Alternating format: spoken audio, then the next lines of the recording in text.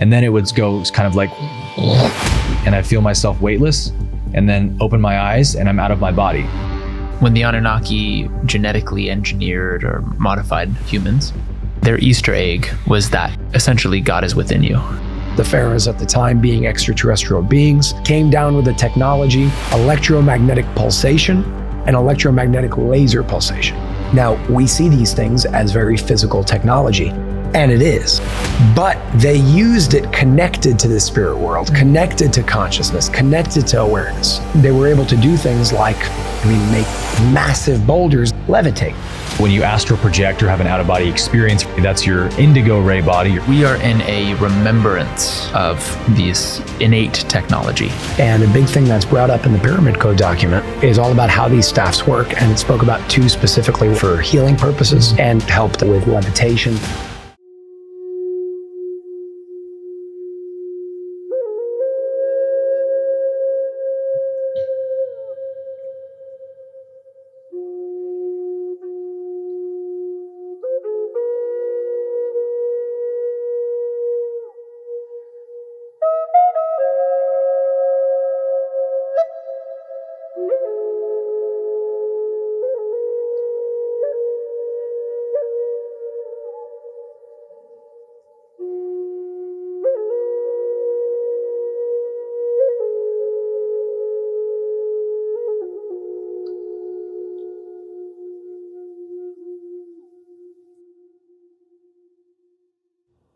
Welcome back to Hidden Revelations. I'm your host, Jason Shurka, and sitting alongside me is Brandon Bozarth and Aaron Abke.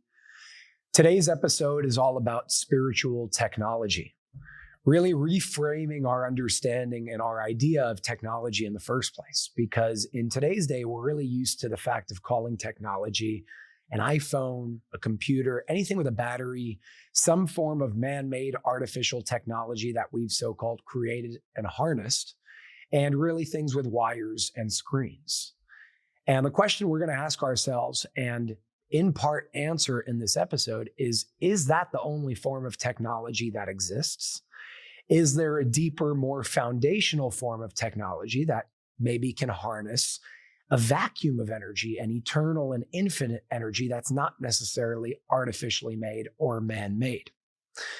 Based on our research, based on the texts in front of us, the Law of One, the Bashar material, and the Pyramid Code, and many other texts that we may bring in throughout this episode as well, the answer is there is a deeper form of technology. Technology is much wider than just the technology that we call today cutting edge high technology. It's a lot bigger, it's a lot more powerful. And in this episode, we're going to bring in forms of technology connecting to the power of thought, connecting to language, its letters, the numerology behind that language. And one of the biggest topics that I like when it comes to the Pyramid Code and just texts of this nature is codes. What do codes really mean? How are they built? And what are their implications? So when it comes to technology as we know it today, and maybe technology in the past and how that changed. I know these texts and many other texts definitely speak about that. But maybe before really diving into this topic with certain excerpts from the Pyramid Code, going along stories from all of these texts and how they connect with their synchronicities, big picture, what are your thoughts of technology in regards to Bashar and just your experience, Brandon? And then we'll take it to Aaron. Yeah. So I think there's an overwhelming, especially in these circles, understanding that the foundation of technology is vibration. It's vibrational technology. And that not only does everything contain a vibration, but we can, as a body, or as Ra would say, a mind-body spirit complex. Yeah, we can generate vibration and learn to shift our vibration in very specific ways that has effects on our reality. Like we're going to talk about language, or these ancient languages of light, Bashar considers a technology. He's shared with us free energy devices based in fractal geometry that can step down energy from one density to another density. And it's a very holistic understanding of what technology is, because it's the foundation of it is an understanding of consciousness. And from that foundation, whatever technology you use, I'll even be talking a little bit about the 13 crystal skulls, is balanced in its nature because of the understanding of it. Yeah, there's a lot of discussion on different forms of technology in the Law of One. Obviously, they go into really great detail about the pyramids and how they were built, what they were used for, and especially crystals. Mm-hmm. Crystals is a big discussion in the Law of One, how to use them for healing and other purposes. And there's many interesting passages, a few that come to mind when they're asking if Ra can teach them how to use crystals for healing. And Ra stresses that the crystallized being is just as important as the crystal itself. And they describe a crystal as frozen light. And so in one passage, they're asking Ra how we can learn to use different types of crystals for different things, because different forms of crystals can channel energy differently. And Ra says this is an entire science in and of itself, basically, that would take a very long time for you to learn. And it's actually can be potentially be dangerous, because if you don't know how to use energy properly or channel it properly, you can do damage. And so they ask Ra at one point, can we use this crystal to perform types of healing or surgery? And Ra says yes, but this would sort of be like us giving a hammer and nails to someone and asking them to build the Vatican. It's like, yeah, you can do it, but it's going to take a lot of learning to get to that point. So really we will know how to use this kind of technology first when we understand the technology that exists within us, our energy centers, the mind, body, spirit complex, and all of that translates to how we use it externally. So there's a famous quote by Tesla, actually, that says the following: "The day science begins to study non-physical phenomena, it will make more progress in 1 decade than in all the previous centuries of existence." Absolutely. The reason I find that so relevant is because if we go back in history, especially according to these texts and many other texts, the beings in the past, when it comes to ancient Egypt and the building of the pyramids, understood that physical technology is based on the spirit world and its laws and how it works. And their understanding of that very nature of how things work allowed them to do things that, again, we call supernatural. Mm-hmm. So, for example, there was something called in the Pyramid Code, according to the story that's told, and how they built the pyramids, the pharaohs at the time being extraterrestrial beings, came down with a technology at this point, 3,000, almost 4,000 years ago, called EMP and EMLP, electromagnetic pulsation and electromagnetic laser pulsation. Now, we see these things as very physical technology, and it is. But they used it connected to the spirit world, connected to consciousness, connected to awareness. And therefore, they were able to do things like, make massive boulders that we can't pick up with cranes today, levitate without a problem through vibration, through frequency, through sound. And I think, just in my opinion, the biggest thing that will allow us to really connect what spiritual technology really is when we see the connection between the spirit world and the physical world. So I'd like to bring up a portion from the Pyramid Code that really talks about the connection between the two that I feel may just spark the foundation of this conversation. And it says the following: Earth operates according to natural laws that are set by the Creator. Earth is always moving, evolving, and changing. Change and evolution in the spiritual world is propagated by different waves, frequencies, and vibrations that are consistent to each form in nature. This energy remains in these abstract forms until it penetrates matter, which results in the changing of matter or the creation of new matter. This process can be achieved through spiritual words, aka technology, or spiritual powers via waves, frequencies, and vibrations. In other words, flesh is created differently from an animal to a human being. A brain is created differently than a human heart. Everything has its own frequency, its own physicality, and its own spirit within it that affects its waves and vibrations. As spirit transforms itself into physical matter, the material that culminates, such as the death of a body, reverses its direction, returns back to spirit. It then further transforms to become source or energy/power again. This process continues for many years, and it is a very slow process that spans millions of years. The reason why I bring that up is to really tie it back to this unified field of consciousness. That's what all of it is connected to, whether it's physical technology, like your electromagnetic pulsation or electromagnetic laser pulsation. It's the awareness and the consciousness to be able to tap into this unified field that allows us to do things that make no sense in just the physical world. Taking it back to what Tesla said. When we start going to the spiritual phenomena of everything, we're able to do so much more with the physical, because it's not just physical that really controls everything. It's the spirit world that makes the physical possible. Yeah. So with that being said, why don't we start with the Bashar material? Maybe start with how the spirit and the physical connect, and we'll move into the whole technological aspect of that and what that means.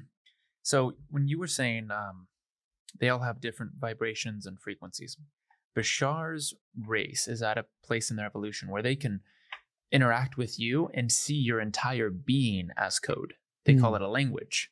So when Bashar is channeling through Daryl and he's focusing on you, he doesn't see your body. He doesn't see any solidity. He sees light, and he sees a language of light that is informing him on what that individual needs from him.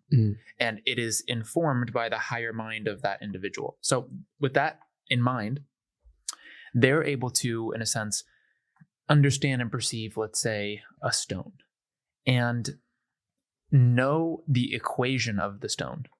What is it? Where is it in time and space? And they can be in a different part of the multiverse. But if they understand that one location, they can travel to that location. They can, perform feats that we would consider supernatural. So just on that point of vibration and frequency, the understanding of that is what is the foundation of all of their time travel, which they don't consider time travel. Of course, it's just shifting to parallel realities. And it's the foundation of a physics that we don't quite understand, because we don't have the tools, the equipment sensitive enough to measure all of the variables of an object. Yeah, Ross says that a lot in the Law of One, that your peoples don't have the instruments yet to measure these forms of energy. And you had mentioned the Tesla quote, and we all know the famous Tesla quote: if you want to understand the mysteries of the universe, think in terms of energy, frequency, and vibration. And this is a conversation that the three of us have been having a lot lately off camera. This idea that in this pandemic world, we're so desperately clinging to this old model, this germ theory model, which is where all of our current medical science is based out of. This it's sort of like matter versus energy, third density, fourth density. Third density is the density of separation, perceiving separate objects and things. That's like matter consciousness. Fourth density is the density of unity and oneness, which is this awareness that everything is that field of consciousness. Everything is just energy. And if we understand the nature of energy, then it's very easy to begin manipulating it in different ways and creating what we call free energy technology. But the old paradigm, those in power in the world now obviously know these things and heavily suppress any studies, any science, any technology that comes out that verifies what we would call like terrain theory versus germ theory. This idea that it's really bioresonance that triggers disease and sickness in people to activate and begin detoxifying.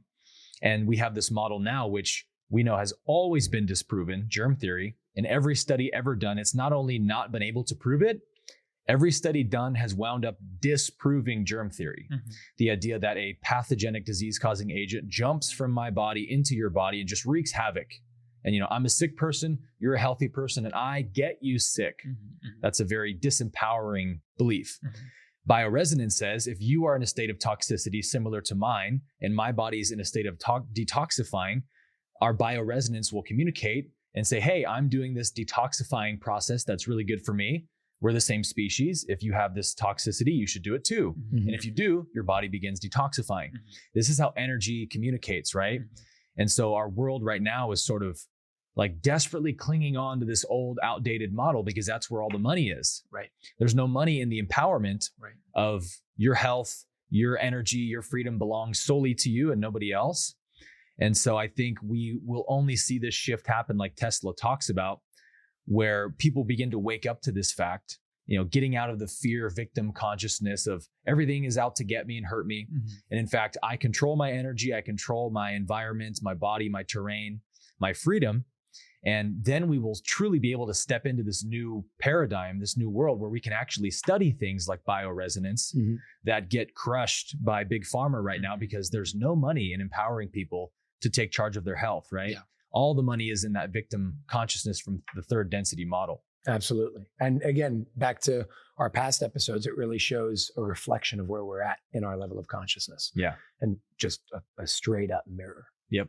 of who we are right now. So in a way, all of this that's happening right now is a massive blessing because it's Huge. one of the only times that we're really able to see ourselves clearly and come out of this coma that we've been in of consciousness. Yeah. So I'd like to segue into language for a moment. Because again, we always think of technology as microphones, wires, batteries.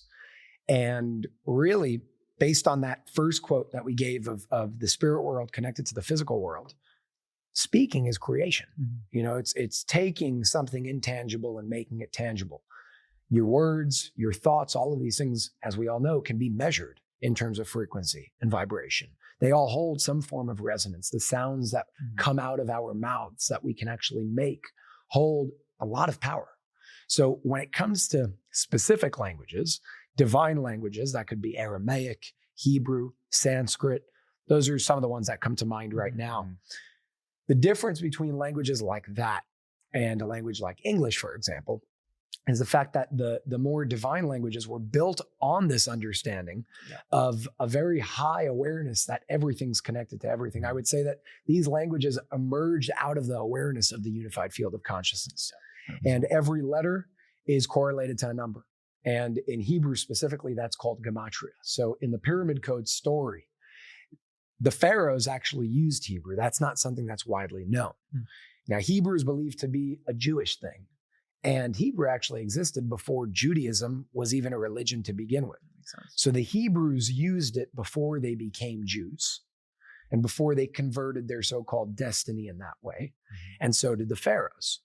This language is also a part of many codes. It's a part of this sort of ancient and spiritual technology that gives us the power to connect to the unified field of consciousness because that language comes from the unified field of consciousness. So, for example, one of the forms of technology that TLS would use is something called tefillin, and we spoke about this in a past episode. Now, for anybody who doesn't know what tefillin is, it pretty much is what you'll see every rabbi putting on, every religious Jew putting on every morning.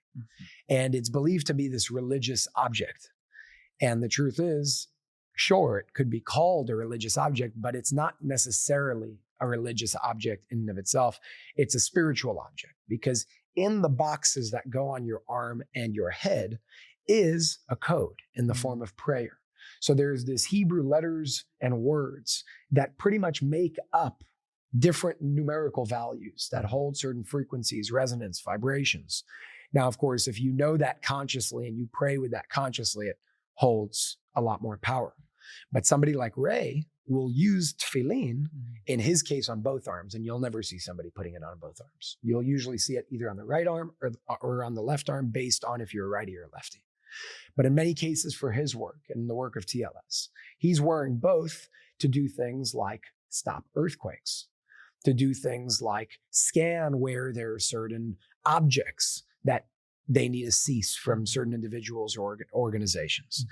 And what that object does is help him reach and tap into this unified field of consciousness, this really wide and very just powerful level of awareness and consciousness that without that, I'm sure we can tap into. But that's just a tool or a form of spiritual technology. Now, there are no batteries. There are no wires. It's just some leather rope that's black in most cases with a box here and a box here with certain letters and numbers in there in the form of prayer. So the Hebrew language converts through gematria from words to numbers. And that's how all of these things are built. That's how all of these things work. That's how that technology works. And in many cases in the Pyramid Code, that's how the pharaohs actually built their technology, the pyramids. So the pharaohs had that awareness as well. Those extraterrestrial beings had that awareness and consciousness as well of the power of this language and its numbers. And as a matter of fact, that's where the actual shape of the pyramid comes from. That's why they built it in that shape. And we'll go into that in just a moment, but I'd love to hear from you guys into in regards to sort of how this correlates to other material as well. Yeah. So I love this. Bashar has given a lot of information on the subject. And what's so fascinating is he describes an extraterrestrial race coming to Earth with a nanocrystalline spiral form that you can hold in your hand, like a sculpture made out of nanocrystal. Nanocrystal, by the way, according to Bashar, is something we're going to develop within the next 50 years and will be totally revolutionary for our society. It could be infused in clothing, and you can interface with it with your mind. It can adjust to environments, and this is something we're very close to actually having. And it's something that is used by a lot of extraterrestrial races. So this crystalline spiral, imagine me holding this spiral object, and when the sun is out and it allows it to cast a shadow, every time that I turn the spiral a certain degree, that shadow changes its form. So you imagine holding a shadow, and that shadow is actually one of the characters of the Hebrew language. And then you turn it, and there's another one, and another one, and another one. So it's quite literally a language of light, because that spiral represents and it's a golden ratio spiral, the spiral of creation. And so every point of view of the spiral creates the 22 different characters, each one representing an archetype of consciousness, which is correlated to the 22 tarot major arcana, which, as Ra would say, is the archetypal mind. So not only do each of these represent a certain state of being and frequency, but they represent a certain archetype of consciousness. And for those of you at home, an archetype of consciousness, you could say like, let's see, like the Heyoka or the jester kind of archetype. Or even like Aries, Taurus, Gemini. Right, like that, yeah. It might represent, if I use like the Heyoka, which is, they have a version of that in the Arcana. There's a version of that in Native American traditions. It's like a archetype on the planet. Represents, in a sense, like tricking someone into being more of themselves. Coming from the most far like left field point of view that is jarring to have you question who and what you are and what's normal. So these are, our mind, and I'm sure you can talk more about this, but our mind works in archetypes. I think it was Carl Jung who first deemed the term the archetypal mind. But Bashar says that's an actual level of consciousness. Like if we have levels of consciousness on the planet, one layer is the archetypal layer. Right. And when you say an English word, when I say abundance, there's a frequency, there's an energy state, but the English language is a quote dead language. So I'm going to say it, but I'm not vibrating closer to the actual state of being that is abundance, the archetypal state of being, like you think of it like a raw energy state of abundance. I'm just saying something. But the Hebrew word for abundance, it's called Shifa. Shifa. If I were to chant that word, and same with Sanskrit, I believe the root in Sanskrit is Shri, which comes from Lakshmi, and the root of that is Shri. And before I say that, Bashar said that these languages were meant to be sung originally, not spoken, sung, and chanted and harmonized. And like the that you do, that's part of creating the frequency. They even call the Torah a song of creation. There you go. The whole scroll. And that is connected to how the crystal skulls were formed. They would literally sing to these crystals in a group and form the crystal with the harmonic that they would create in a very specific way along a golden ratio frequency, knowing this intimately. So, side note. So as if I were to sing or chant in one of these light languages, I would actually become abundance itself. There would be no distance between my entire vibrational output and the state of being of abundance. And you can use that as you're doing that. The reality is your projection, right? It's a hologram. So I shift into a state of abundance. Well, what's going to happen to my hologram? It's going to start reflecting that back. Yes. What happens when you do that in a group, as a nation, as a society? Well, they're right. So that is what Bashar described. He goes, these languages you didn't invent. He said, you discovered them. Yes. They're technology. Right. Just like music. Right. We discovered music. Right. It's Yes. always been there. Right. I was just going to go there actually. And to bring home a little bit more what you just said about the state of abundance or like the state of lack, we can all do this experiment right now. If I say to you, imagine what it would be like if you just got a call, said, hey, your grandfather just died and he actually had a $10 million inheritance that he didn't tell us about. He's left it all to you. And so we actually just went ahead and did the transfer, and it's going into your bank account. It'll take about 3 days, and then it's going to be there. Okay, feel that. What does that feel like? Wow, abundance. That's a vibration, right? Yeah. A vibration is a state of consciousness or an archetype. If I say the IRS just audited you, they're taking everything you own. Tomorrow, unfortunately, your bank account's going to be empty. Feel what that's like. Oh, contraction, constriction, that's lack. That's also a vibration. So this is very practical that we move through states of vibration, and vibration organizes energy. We were just watching that video yesterday of that amazing guy who has the metal table with all the salt on it. Cymatics. What is it called? Cymatics. That's right, cymatics. He has a metal object, he rubs across it and it goes,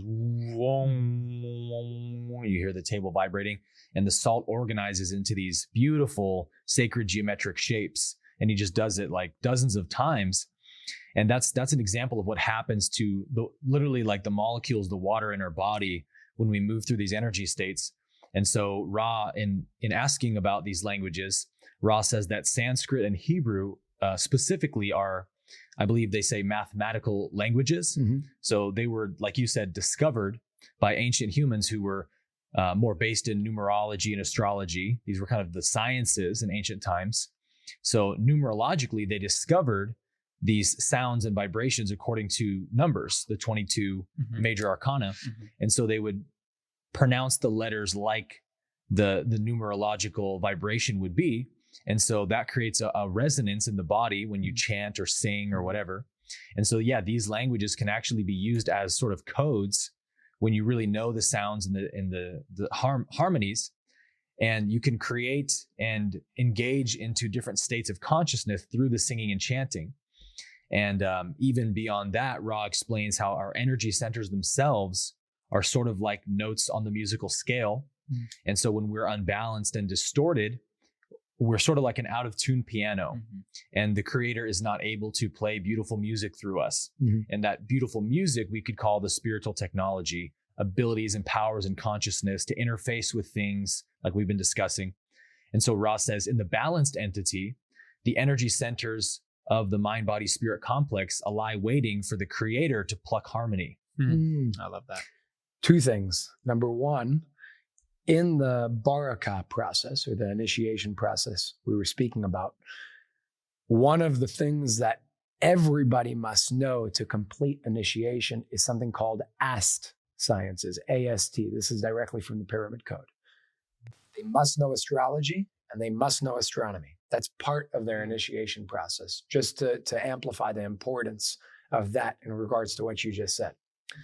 But back to the language aspect, there's one word that I want to bring in Hebrew that is synchronistic with absolutely everything that we're talking about here.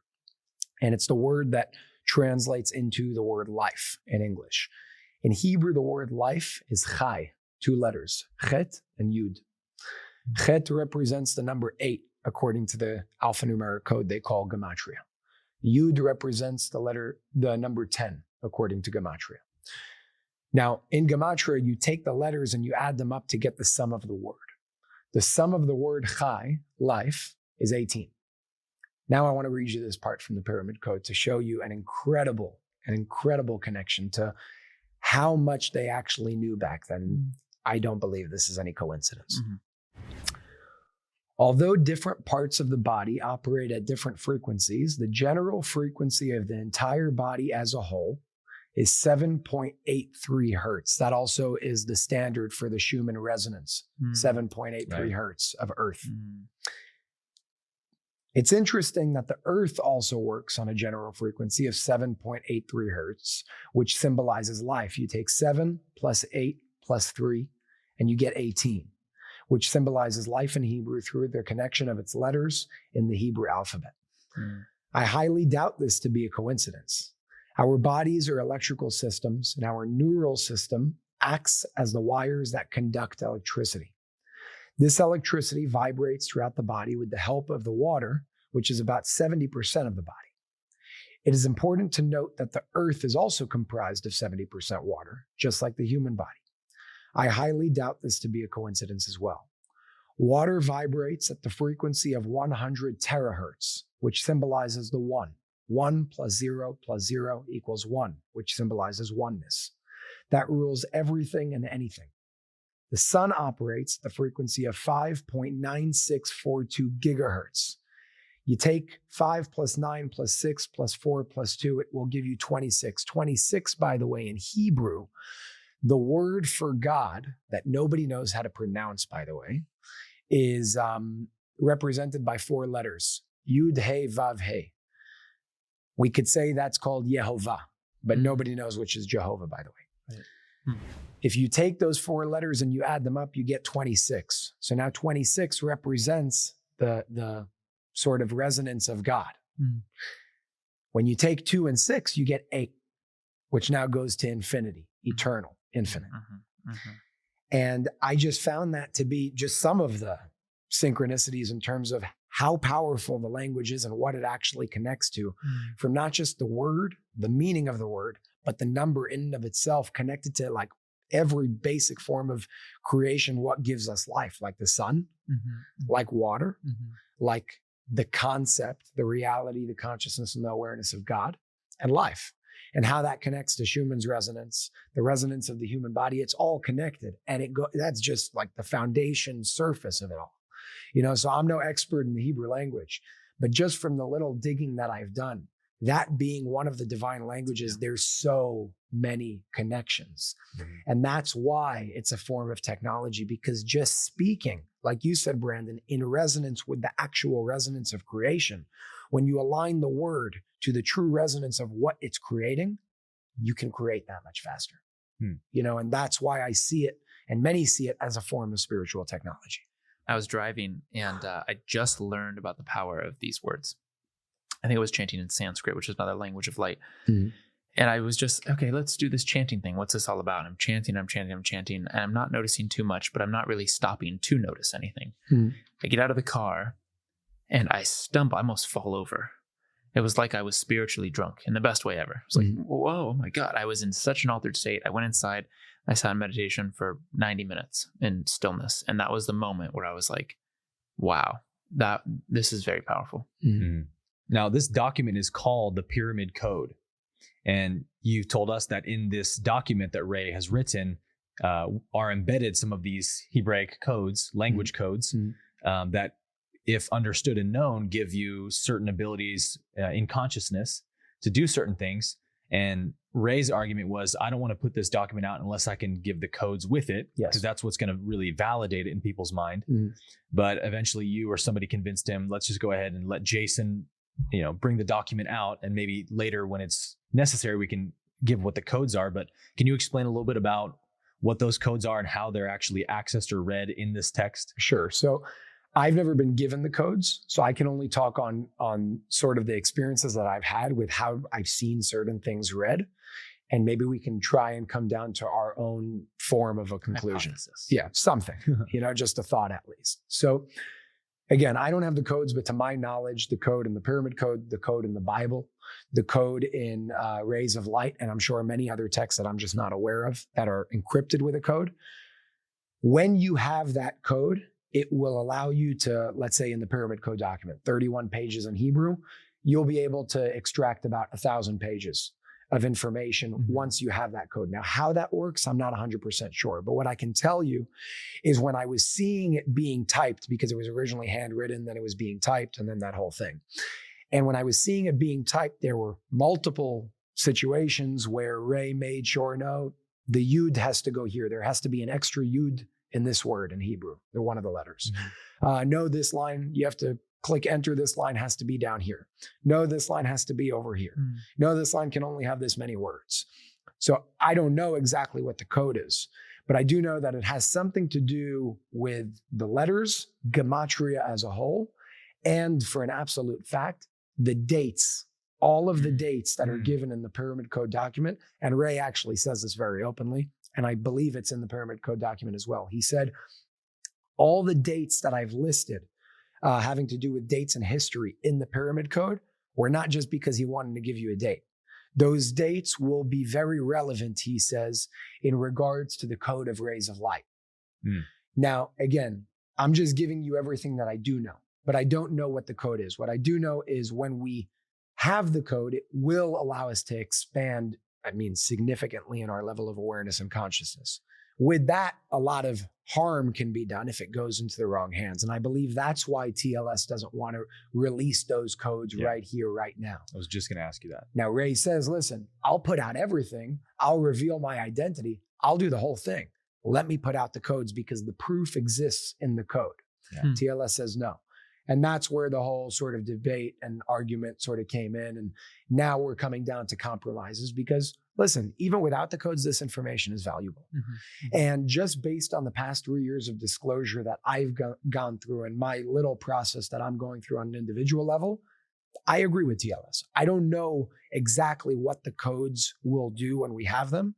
I do understand, based on what I've learned and what I've been told, that they are a very powerful form of technology.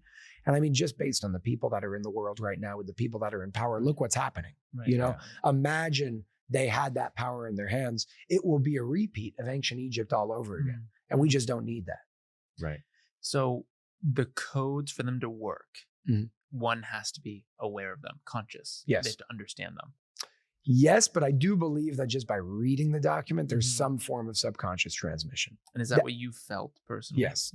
Yeah. I've had dreams after the fact, dreams where I was looking at the document and I saw pictures, actually. And somebody, I actually remember, I don't know who it was, but he came in the form of a rabbi in my dream, not Rabbi A. Came in the form of a younger rabbi, dark-skinned, Yemenite-looking man, trying to teach me these codes. And I never got through that dream of what he was actually trying to teach me. And that's okay, because I'm just a believer that you get exactly what you need when you need it. So I do believe that they're sitting somewhere in me somehow, and many others who have read it just based on the messages and feedback that I've gotten. And I think that it's just going to be revealed in the perfect timing by us, by TLS, whatever it is. But the codes itself, again, in the Pyramid Code document, it explicitly says to learn it and to learn how to apply it. Pyramid Code document will take about 6 months to learn. Rays of Light happens to be much easier, but I don't have a timeline of how long it will take to learn the code in Rays of Light.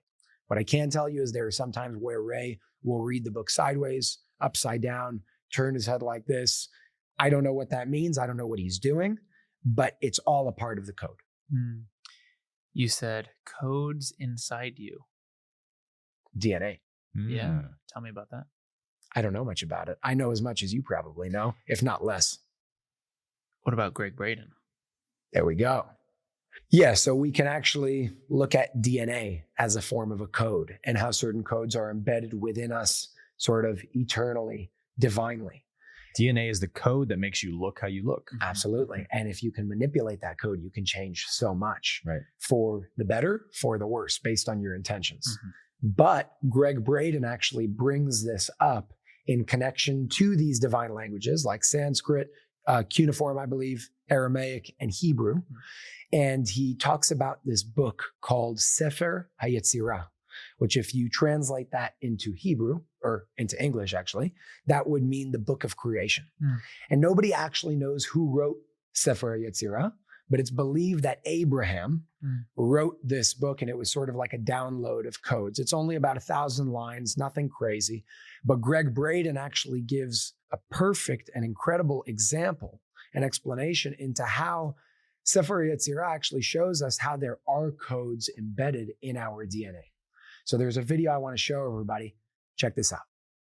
I went into one of the oldest and most mysterious spiritual texts that has ever been known to exist. It is called the Sefer Yetzirah. It is a Hebrew text that is so mystical that the rabbis say it is not even something that can be studied by traditional students because the mystery is so deep and so great. It's a relatively short text, only about 1,000 lines long, and it's only been translated into English once. And I took that translation and I read through it very, very carefully as a scientist. And what I found is this: the Sefer Yetzirah is essentially a step-by-step description, as if someone, an observer, were present the day that the universe and humankind were created. An observer describing the process in line after line, 1,000 lines, what it took to get us where we are today. But the text is 3,000 years old. Whoever wrote that text, 3,000 years old, and it may be that whoever wrote it received it from a wisdom that's even older than the 3,000 years.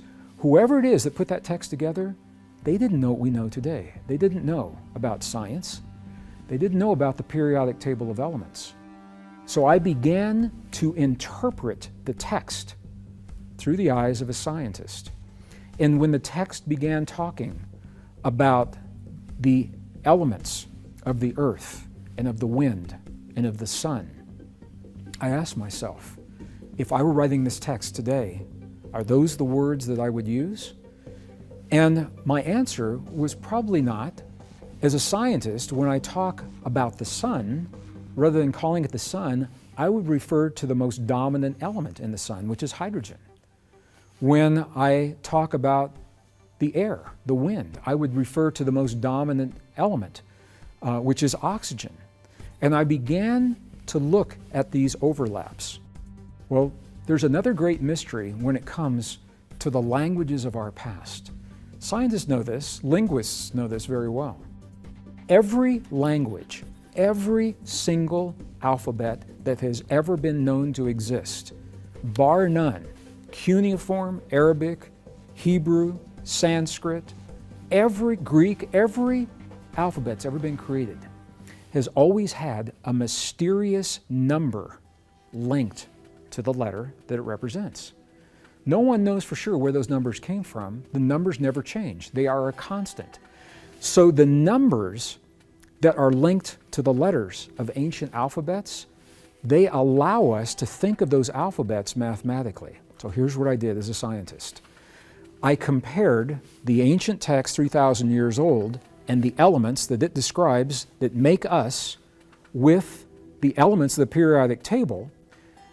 The ancient elements of hydrogen, nitrogen, oxygen, and carbon, we find in the periodic table as the letters, and they have numbers associated with them. And the numbers that I linked from those ancient alphabets, as I looked at the atomic mass and the atomic weight of our elements, lo and behold, they are the same. They overlap.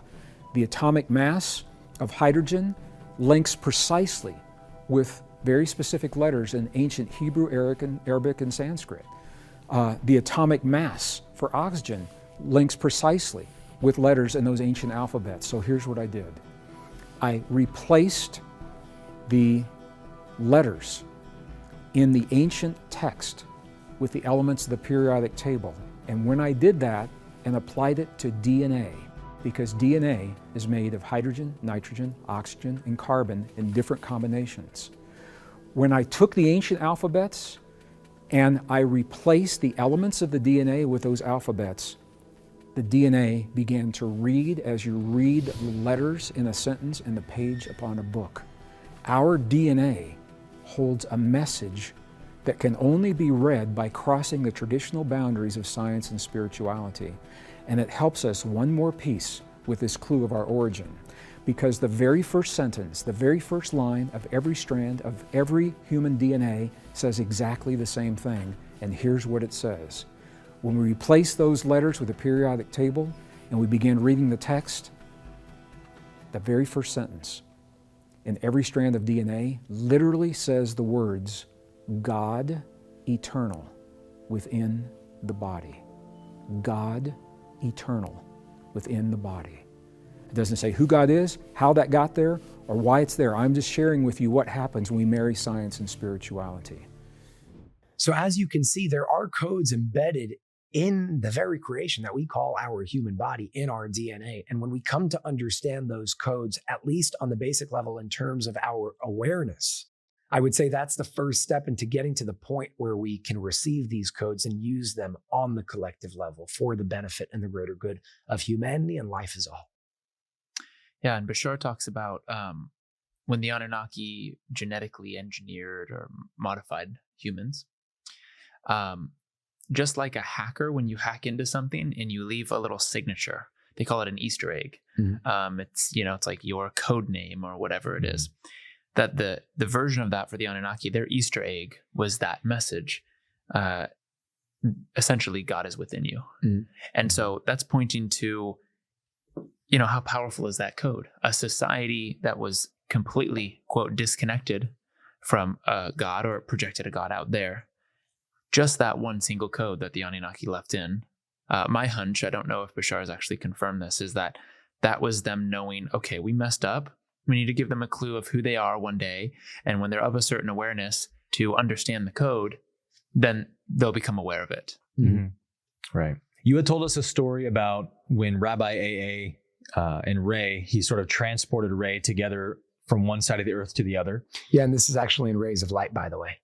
The part of Rays of Light that's coming out. Yeah. So you'll be able to read this soon when the document's released. And in this story, Ray says that they embraced and he had him close his eyes, get into a gamma state. And then Rabbi A.A. began chanting in Aramaic, one of these language codes. And then Ray felt them becoming weightless, opened his eyes, and they were traveling almost at light speed across planet Earth around the globe. And then in a second or two, they were at some other place on the planet. That's one example of how these codes can be used in a gamma state. My question is, we had mentioned shapeshifting in one of the previous episodes, and Ra mentions shapeshifting a few times as well. They describe it more as thought forms. Entities can create thought forms and send them to places, and those thought forms themselves can shapeshift, and they can disguise themselves however they want. Now, since we know DNA is just a code, my question is this one of the ways that one of the members of TLS who can shapeshift uses these codes to do the shapeshifting? Is it something where they repeat a code in Aramaic or Hebrew that reconfigures the DNA to whatever species they're shapeshifting into? That's interesting. I don't know what the actual training of the shapeshifter is. I could tell you that when it comes to repetition, in many cases, that's how out-of-body experiences are done. Now, what you're speaking about, now we have to make a distinction between something called an out-of-body experience and something called an ascension. And this I've never heard spoken about in English. An out-of-body experience is what everybody knows. Body's laying down or standing up if you're really good at it. Soul comes out, you project your consciousness elsewhere, you can go and pretty much do everything you would do in your body, only out of your body. An ascension is what you're talking about, where they actually have an out-of-body experience, but bring the body with them. That's what an ascension is. Right. So you actually travel to a different place with the body without any form of a craft or anything like that. Those things are done through repetition. When it comes to shapeshifting, I'm not sure, so I don't want to speak on something I don't know absolutely. Yeah. There are many techniques when it comes to things like out-of-body experiences and doing some form of ascension.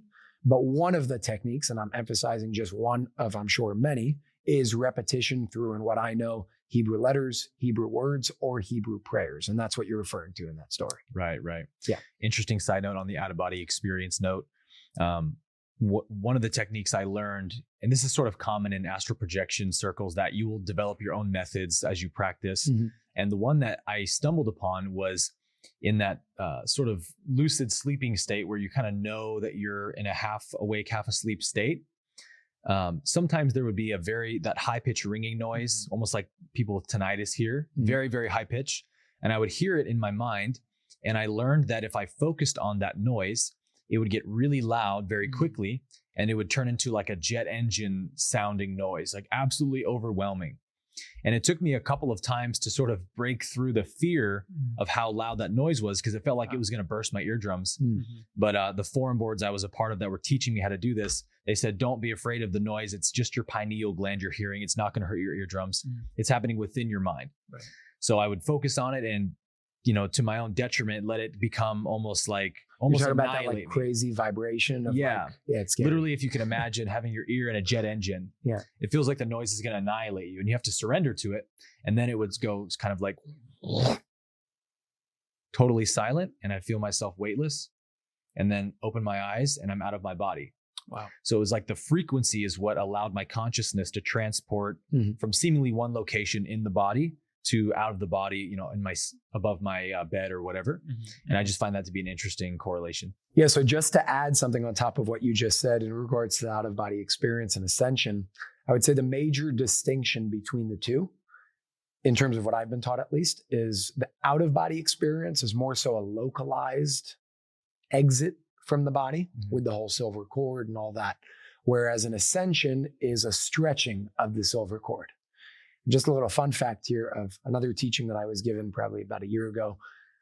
The silver cord, that's more like metaphysical, that connects the body to the soul. When you have that experience, the shortest it can be is based on the planet that you come from.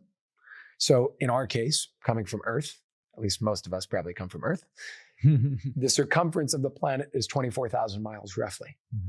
That means the minimum length of a silver cord of any human being will be 24,000 miles in distance.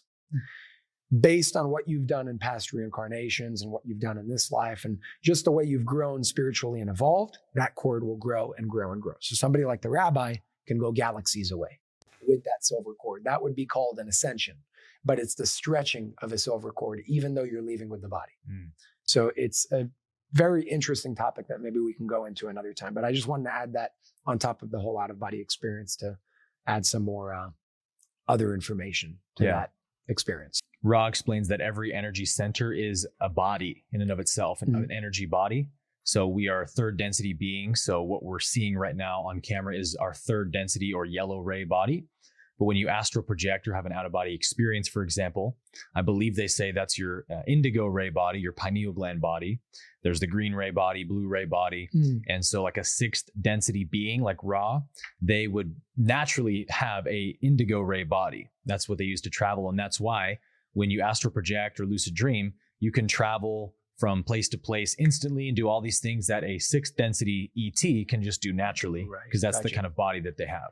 Yeah, and Bashar says that the silver cord it's not real unto of itself. It's there because we have this collective agreement that that's what's there in spirit.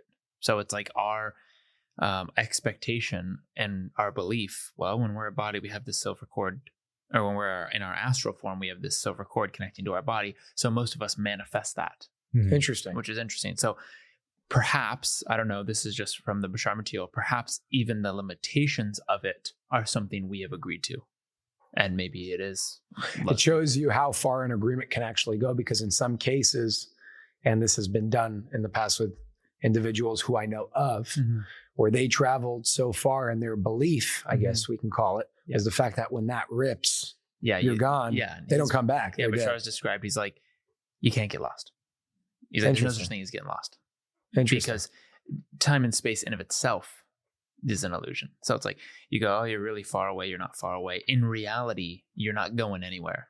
But when you have that belief really ingrained, I am lost. Well, what do you create? I'm far away. What do you create? Right.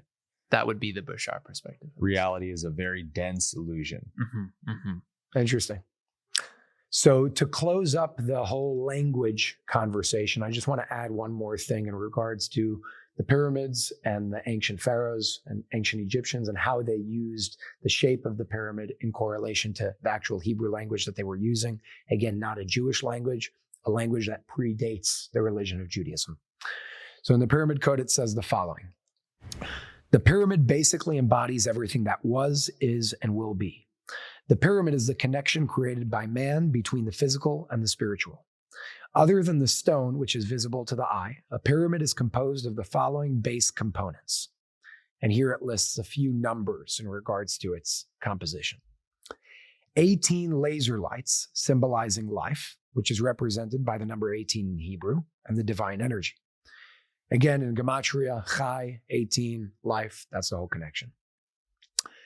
10 internal and external surfaces symbolizing divine physical and spiritual giving. The word 10 in Hebrew means to give and also represents wealth between the creation and the creator. And the 10 internal and external surfaces represent 1, 2, 3, 4, 5 of externally, and then you go on the inside of the pyramid, 1, 2, 3, 4, 5. Got it. That's your 10 internal and external divine surfaces. 8 lines connecting the vertices through which energy flows infinitely between the base and the vertex. The number 8 symbolizes infinity. Just to show you how 8 is sort of deduced to, you take the 4 that make up the square, and then you take the 4 that connect to the apex. That gives you 8 lines making up the shape. Got it. 5 vertices, including the apex at the top of the pyramid, which represents the divine. The numerical value of 5 represents the letter He, which is the 5th letter in the Hebrew alphabet. It goes Aleph, Bet, Gimel, Daled, He. He represents 5. It's no coincidence that, by the way, He also takes breath and represents God, spirit, things of that and that nature. Bashar says that there are 5 laws that represents the nature of the divine. Interesting. So yeah, that's another synchronicity right there. And lastly, 4 vertices at the spiritual base representing the 4 heavenly winds, the north, the south, the east, and the west, that always point towards north, south, east, and west. So that's just some of their basic understanding, connecting the Hebrew language to the fundamental nature of creation, to their creation of the pyramid and the shape of why they chose it. So with that being said, I'd like to jump to our last portion of this episode having to do with the power of thought, what that really means and how powerful it is. So I'm going to share 2 excerpts in one here when it comes to the power of thought. Thought precedes everything in the universe. Thought is an integral part of creation, the spiritual and the physical creation. Thought is the power that connects the entire universe, including the connection between aliens or extraterrestrials, humans, mankind, animals, plants, Fatasol, and God itself. The only thing in the entire universe that is faster than the speed of light and the speed of sound is thought. Extraterrestrials and human beings that operate spaceships, in this case pyramids in ancient Egypt, activate their crafts through thought combined with the energy of the body. For example, the operator of a spaceship uses his or her hands to project his or her internal spiritual energy in order to propel a physical machine through the use of their thought. The main factor in the incomprehensible speed of spaceships today and in more ancient times is thought. It is important to note that Fatasol in ancient times thought on a much higher vibration and therefore are still capable of performing physical acts that appear supernatural to us according to our limited understanding and awareness. So that's why in a past episode when we spoke about Bob Lazar and element 115, that's a portion of it. But it's so much wider than that, because without the power of thought, you can have electromagnetic pulsation, you can have electromagnetic laser pulsation, you can have element 115, any other physical attribute to our physical technology. But without the power of thought, without connecting to the unified field of consciousness, we are bound to the limitations of the speed of light. And that's what science is sort of built on today, because as Tesla said, science is based on the physical phenomena. And when we go into the spiritual phenomena, when we go into the non-physical, the intangible, suddenly we can do so much more. Because thought, although we can't necessarily measure it in terms of what it is and how it works with the instruments that we have, we can measure it. We could measure it in the past, and we will learn how to measure it in what I believe the near future. Thought is a major component to spiritual technology, and I'd love to hear how it connects to the Bashar material and the Law of One material. Yeah, so what I wanted to mention was there's an understanding, there's a foundational understanding. That's what we're pointing to. And we are in a remembrance of these innate technology, of vibration, of sound, of resonance. It's happening in our music. It's happening in our languages. There's a whole transformation going on right now in every category that we would consider a resonance or vibration or sound and energy. I want to share a few things briefly that I believe will come from this understanding, this global transformation that we're in, that Bashar has mentioned, just to illustrate the importance of the foundation of understanding, and then technology comes after, not the other way around. Cool. A lot of our mythology, like wands, for example, Bashar describes a wand, that mythology, or the stories of magicians with wands, was actually a technology called a waveguide. And you can point a wand, let's say, at a tumor or an area where the body might be diseased, and it simply steps down and channels a certain frequency. It's built with a type of electromagnetic copper wire, which is conductive, and crystals cut very specifically, and it allows for energy to be channeled in a very narrow channel right into that part of the body, healing the body. Mm-hmm. So this was what the wands were, and according to Bashar, we will actually be given waveguides in our lifetime when we have open contact with extraterrestrials. They're going to bring back a lot of this technology. Mm-hmm. Wizard hats, and there's a connection to the Tower of Babel, according to Bashar, that the Tower of Babel was a technology. It was all built in golden ratios, and it was an attempt to bridge, in a sense, the spiritual and the physical, to channel the energy of prana, of healing, of love. It was their attempt at, in a sense, unifying with God through technology. Well, wizard hats were built with the very same kind of geometry that were conductive, that would allow for a channeling of pranic energy to heal the body, to expand consciousness. So these are all spiritual technologies. He shared something called a Sierpinski gasket, which again is all based on the understanding that energy, everything is made out of energy. There's an infinite supply, so why can't we tap into it? Mm-hmm. The space-time antenna uses what's called a Sierpinski gasket. If you guys want to research that, it's a type of fractal geometry that, when made physical in a conductive material, typically copper, attracts to itself, in a sense, steps down energy from different dimensions, and in a sense, like, converts it into usable energy in our dimension. It's just coming to me now, but it's similar to how a plant can take the sun and convert it into energy. Interesting. So I have a friend who's been taking a lot of the material from Bashar, the spiritual technology, and actually doing the experiments, making the devices, and has begun to get some output of free energy from these devices, from the space-time antenna.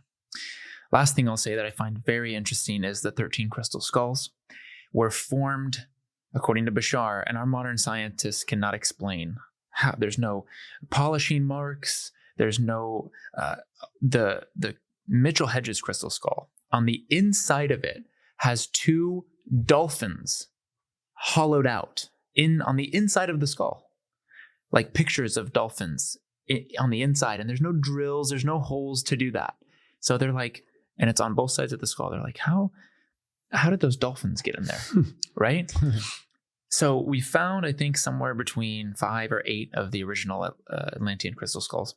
Wow. It was said that they were formed by the group of the most spiritually adept kings of Atlantis, and I believe queens as well. I'm not too sure. They called them the kings of Atlantis. And they formed around these crystals, and through sound and vibration and singing and chanting. And it's an art form, they would describe it. So it took many, many years of working with extraterrestrials and interdimensional beings to learn how to create these skulls. Because like we said before, a crystal, in 1 quarter, you can fit many terabytes of information. So these are storage devices. Yeah. So they're singing and chanting, and before their eyes, these crystal skulls or these solid crystals are forming into skulls through being overwhelmed with a frequency. Each skull being an exact replica of the skull of each of the masters, storing the information of the universe. We can't even imagine the amount of data about creation, about everything is in these crystal skulls. So they act as a reflection of our own humanity's integration and evolution. As we start coming together, we will start finding more of these skulls, and they will start finding each other. They hold the knowledge, and back then they were traveling in different parts of the world, and they would teach. There'd be crystal skull shamans, in a sense. They would teach the local people. They'd use the skull, teach them how they access the skull, which was by singing to the skull. Put in a certain frequency, get a certain frequency out. It would download it all right into your DNA. And they would take the crystals around the world, and every culture interpreted the crystals slightly differently. Hence the beginning of all these different religions. That's according to Bashar. And then the fall happened, and we forgot that happened. And the skulls are now all, in different parts of the planet. And we are in our process of putting the pieces back together as we put the pieces of ourselves back together. So anyway, I wanted to mention all that to plant some seeds for all of you, that there is technology, spiritual technology, here now that is far beyond what we understand. And we are remembering that. Just one thing to add on to that before we go to Aaron. One thing I totally forgot to mention are the staffs in Egypt, Right. in ancient Egypt. And a big thing that's brought up in the Pyramid Code document is all about how these staffs work. And it spoke about two specifically, one called the Ankh, which is pretty much the cross with the loop on top, used for healing purposes. And another one, I don't know the name, but it pretty much had a cobra head on top of it. And these technologies were physical technologies only to be used by certain individuals that could handle its resonance. Otherwise, it would literally like electrocute you and fry you if you can't handle it. And it helped individuals do things like heal, shapeshift, anybody that had that already in them. It helped with levitation, things of that nature. But the way that it worked was through the physical aspect of it, with the staff itself connected to EMP, EMLP, energy from the sun, and electromagnetism, coupled with the power of thought. And when you bring those two together, we were able to do incredible things back then in Egypt. But it was all done with the connection of that unified field of consciousness between the spiritual world and the physical world. And those staffs, according to the Pyramid Code, are said to be buried right now on Earth under what is called the Dome of the Rock, which is a Muslim mosque, a Muslim shrine in Jerusalem, right above the Western Wall to the left. If you're looking at the Western Wall, it's a very famous place. And there's a big stone called the Foundation Stone. Right under the Foundation Stone, about 180 feet directly in a straight line under that stone, is believed to be where those staffs are buried, along with other things, including an example and an actual living example of what manna was from the desert when the Hebrews became Jews in that period of time, coupled with a few actual and original Torah scrolls written by Moses himself, to be exact, 3 of them. The Ark of the Covenant is believed to be down there. Something called Kruvim, which is a statue or 2 statues with eagle heads, one with a male body, one with a female body, representing the divine masculine and the divine feminine. Again, all of these things are objects, sacred objects that are here, right now on Earth, buried somewhere, waiting to be revealed to the Earth. So it's just incredible. Yeah. Wow. All of this stuff it sounds like magic until we discover it in science, and then it's normal. Right. Imagine, a nuclear reactor just a few centuries ago would have been total magic to people back then. An iPhone would have been witchcraft to somebody in the first century. So it's important to keep our minds open to what's possible, because we don't know what we don't know. And the universe is infinite in its possibilities. And so one of the first wake-up calls I had to this was years ago. I was in a crystal shop, and I was just coming out of my Christian religion and into metaphysics and spirituality. And so I was like, I don't know all this crystal stuff. It sounds kind of woo-woo. And they had a crystal necklace for sale. I picked it up and I sort of dangled it over my hand, and it was a very sharply pointed one. And you can do this at home if you have a crystal that's pointed really sharply. I felt it hovering above my hand. I felt the energy was pointing in my palm, so there was a needle touching my palm. And I went, oh my goodness, what? It totally blew my mind. And that's one example of how these pyramid-shaped crystals can focus energy. And when we talk about the spirit world, we're really talking about the energy world.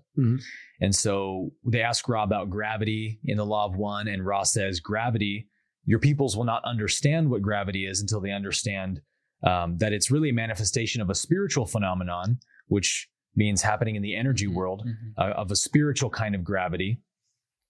And this is what fourth density beings, for example, use to power their crafts. Ra says that most fourth density beings are still using what we would call physical technology, manipulating gravity.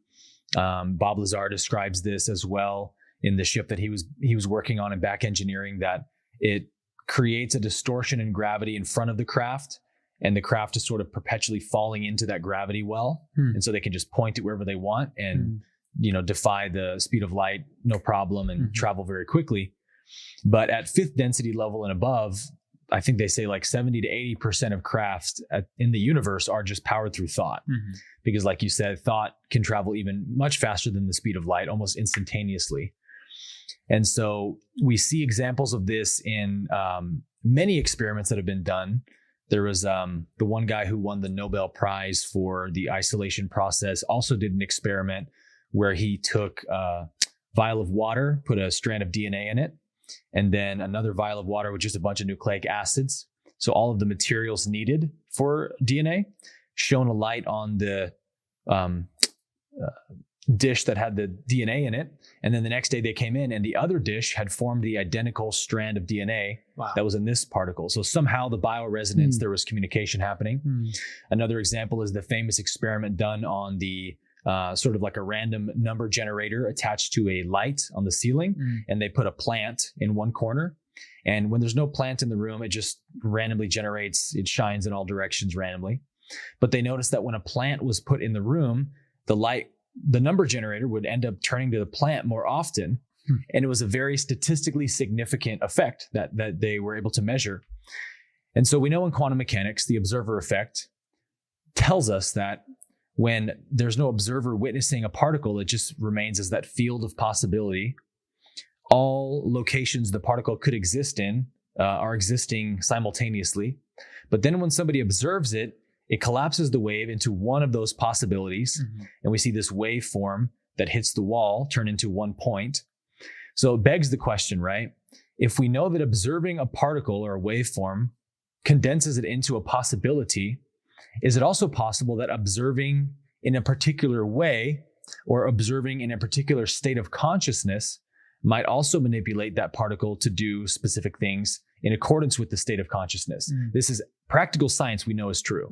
So we can allow our minds to explore how these things we're talking about may actually be happening scientifically at the quantum level. It's really not so far-fetched. Totally. That was very well put. Thank you. One last thing I want to add on top of that as well in regards to extraterrestrial crafts is just based on the ones that I know of, and many that Ray has actually been on when they took him on certain operations, and in many cases kind of like field trips. That's the best way to put it, because a lot of it was training as well. It was explained that pretty much the way the technology works, without getting all scientific, because I'm not a scientist whatsoever, but in simplistic terms, the craft actually becomes an extension of the operator's consciousness. And because the operator's consciousness is in such a high place, they're able to defy the laws of physics, because the operator's awareness and consciousness extends beyond the limitations of the laws of physics. And they actually use a crystal form of a dashboard that they put their hand on, and that connects their power of thought through their hand to the craft. And the craft becomes the extension of their consciousness through that connection of the physical to, or I should say of the spiritual, the thought, the intangible, to the physical. Through that, they kind of push that energy through. It becomes a part of the craft. It becomes the craft, and the craft can do things that we look at that doesn't make any sense whatsoever. So it's just interesting. That's exactly how Bashar describes it. He hasn't described the hand part, but he says that they can do it without the hand as well. Yeah, I would assume. Their crafts are essentially like a simulacrum, like a symbol of their higher mind. So it's a crystal technology. We explained that in previous episodes, that they grow in a very specific way. And it's like a physicalized version of their higher self, their higher mind.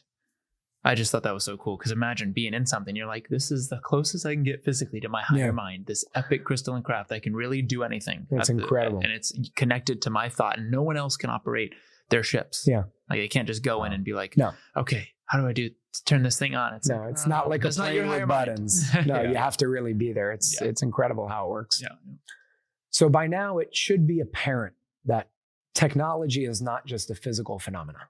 It's also a spiritual phenomena. And as a matter of fact, our physical technology all connects back to that spiritual place, that intangible world, or the world of energy, resonance, vibration, and frequency. And as Tesla said, when we begin to think in terms of frequency, energy, and vibration, that's when we'll understand the secrets of the universe. They won't be secrets anymore.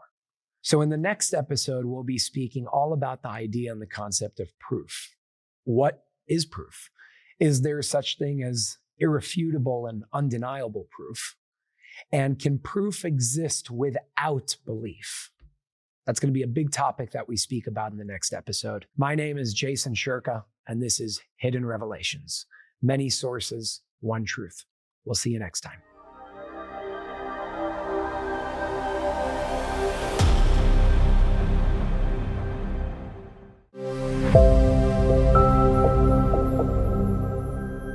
subscribe.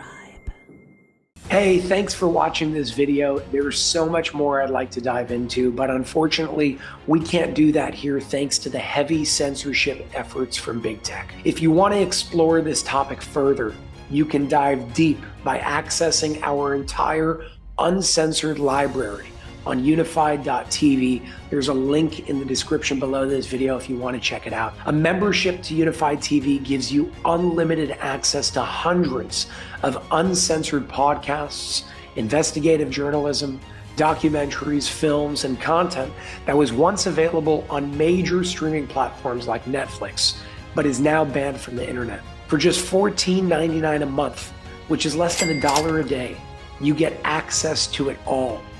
Your subscription also helps keep the platform running free from censorship and corporate influence. Please consider supporting us and enjoy all of our unfiltered and thought-provoking content in return. Thank you very much, and I will see you on Unified TV.